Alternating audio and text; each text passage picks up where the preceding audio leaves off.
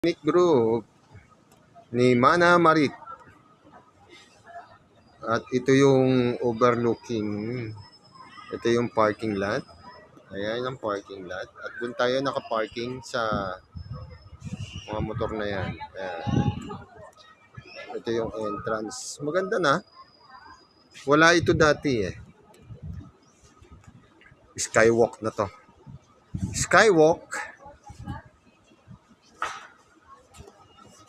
Ayun ang Taal. Oo, picture oh. Hoy, Marit. Ayun ang Taal.